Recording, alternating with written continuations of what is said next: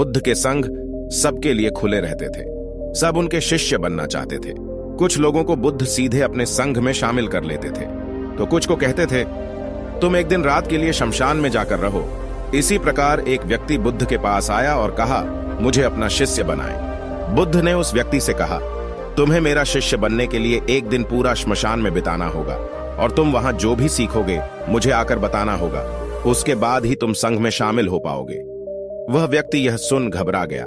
उसने बुद्ध से कहा, दिन में तो ठीक है, लेकिन रात में श्मशान में रहना खतरनाक है। बुद्ध ने कहा, कैसा खतरा? व्यक्ति ने कहा, वहां भूत प्रेत होंगे, वो मुझे पकड़ लेंगे। बुद्ध ने कहा, क्या तुमने भूत प्रेत देखे हैं? व्यक्ति ने कहा, नहीं, पर मैंने सुना बहुत है। पर कुछ लोगों को देखा है जिनमें भूत आ जाते हैं, वो अजीब अजीब हरकत करते हैं। तब बुद्ध ने कहा, तो तुम्हारे पास यह सुनहरा अवसर है यह जानने का कि भूत प्रेत होते हैं या नहीं। तुम वहां एक दिन और एक रात गुजारो और फिर विश्लेषण करके बताना कि भूत प्रेत होते हैं या नहीं। अगर तुम्हें वह मिल जाए तो तुम उनका विश्लेषण करना कि वह कैसे होते हैं, और अगर नहीं मिले तो तुम यह भी जान पाओगे कि वह नहीं होते। तुम घबराना मत, वहां जो भी घटना होगी तुम मुझे उसे आकर बताना। व्यक्ति ने कहा, ठीक है गुरुदेव, अगर आप चाहते हैं तो एक पूरा दिन और रात में श्मशान में गुजार लूंगा। बुद्ध ने कहा, ठीक है, अभी तुम आश्रम में आराम करो और कल सुबह ही शमशान के लिए निकल जाना।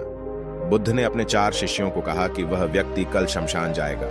तुम उसके पीछे जाना और उस पर नजर रखना, उसका ध्यान रखना, और याद रहे उसे यह बात पता न चले कि तुम उसके पीछे गए होंगे। अगले दिन वह व्यक्ति बुद्ध के पास गया और बोला, जैसा आपने कहा था, मैं शमशान के लिए निकल रहा हूं। बुद्ध ने उस व्यक्ति से कहा, ठीक है, अब तुम जा सकते हो।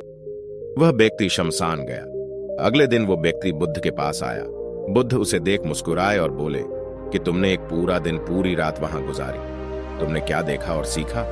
व्यक्ति ने कहा, मैं वहां सुबह सुबह गया। कुछ देर बाद मैंने देखा कि कुछ लोग एक अर्थी लेकर आ रहे हैं। कुछ लोग सामान्य थे तो कुछ लोग बेहद खुश थे। वह कह रहे थे कि उस व्यक्ति ने अच्छे कर्म किए हैं, यह बहुत किस्मत वाला है। उस बुजुर्ग के बेटे ने अपने पिता की चिता को अग्नि दी। वो कुछ देर वहां खड़ा रहा। उसके बाद एक एक करके सब लोग जाने लगे। थोड़ी देर बाद वहां 2 और अर्थी आई है, जिसमें एक अर्थी किसी अमीर व्यक्ति की थी जो बहुत सजी धजी थी। उसमें बहुत सारे लोग थे, जबकि दूसरी किसी गरीब व्यक्ति की थी जो बेहद साधारण थी। उसमें कुछ ही लोग थे। अमीर व्यक्ति की चिता चंदन की लकड़ी पर जलाई गई, जबकि गरीब व्यक्ति की साधारण लकड़ी से पहले अमीर व्यक्ति की चिता को जलाया गया, क्योंकि वह अमीर था। जबकि बाद में गरीब व्यक्ति की थोड़ी देर बाद दोनों व्यक्ति की चिता को जला दिया गया। उसके बाद सभी लोग वहां से चले गए, लेकिन मैं वहीं खड़े उसे देखता रहा। बुद्ध ने कहा, तुमने उनकी चिता को देख क्या समझा? व्यक्ति ने कहा, बुद्ध दोनों की चिता समान थी। दोनों के शरीर उस चिता में जल भी एक साथ रहे थे। उसके बाद दोनों उसमें चल गए। अंतिम में जो बचा वह भी एक जैसा ही था, उसमें कुछ अलग नहीं था। है बुद्ध। उसके बाद वहां एक स्त्री की अर्थी आई। उस स्त्री का पति बहुत दुखी था और वहां आए सभी लोग भी काफी दुखी थे। वो सभी उसके पति को सांत्वना दे रहे थे। है बुद्ध। उसमें मैंने देखा कि बहुत लोग काफी ज्ञानी थे को ज्ञान की बातें कर रहे थे। वह सब महाज्ञानी कह रहे थे कि यहां तो एक दिन सबको आना ही है। जीवन हमें ज्ञानता और परोपकार से जीना चाहिए। किसी को कभी भी कष्ट नहीं देना चाहिए। धन के पीछे हमेशा भागकर कुछ नहीं होता। अंतिम में हम सबको एक दिन श्मशान में जाना ही होता है। उसके बाद वहां कोई नहीं आया और मैं पूरी रात वहीं पर रहा और अगली सुबह आपके पास आ गया। बुद्ध ने पूछा, तुम्हें वहां कोई भूत प्रेत दिखा? व्यक्ति ने कहा, नहीं, मुझे वहां कोई भूत प्रेत नहीं दिखा।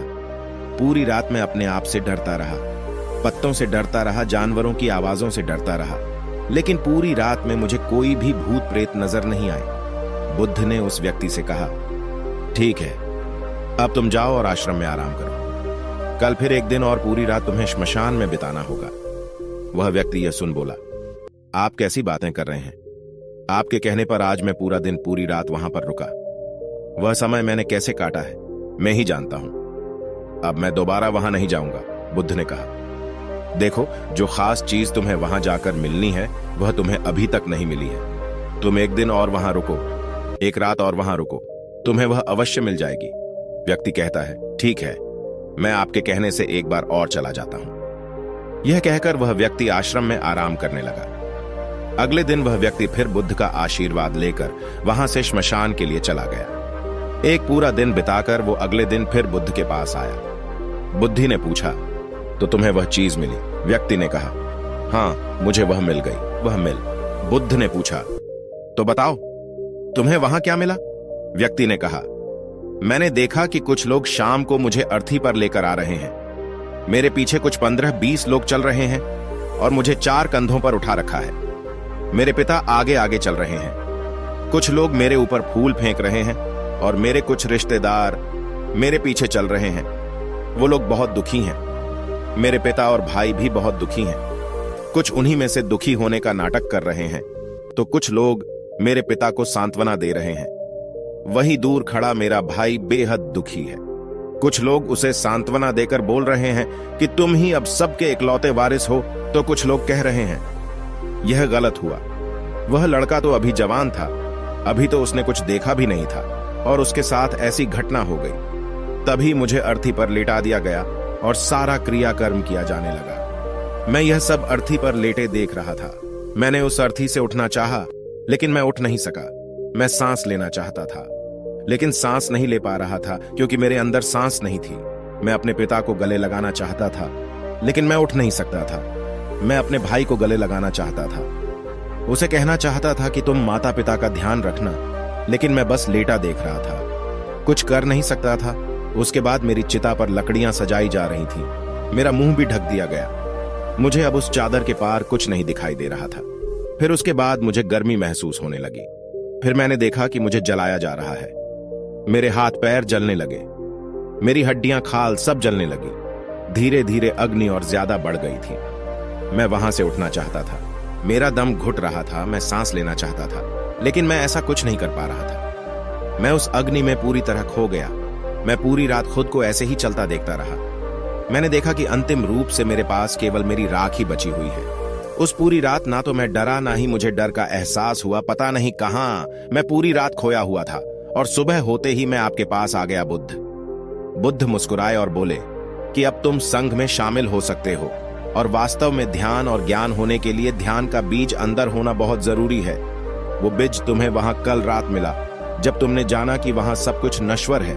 इस दुनिया में सभी व्यक्ति श्मशान में जाने के बाद यह तो देख लेते हैं कि सभी को वहां जाना है, लेकिन जैसे ही वहां से बाहर निकलते हैं वह यह सब भूल जाते हैं और फिर अपनी जिंदगी वैसे ही जीते हैं, वैसे ही कर्म करते हैं, वैसे ही अधर्म करते हैं, वैसे ही लालच करते हैं और वैसे ही क्रूरता दिखाते हैं, और जैसे ही श्मशान में जाते हैं सब धार्मिक हो जाते हैं।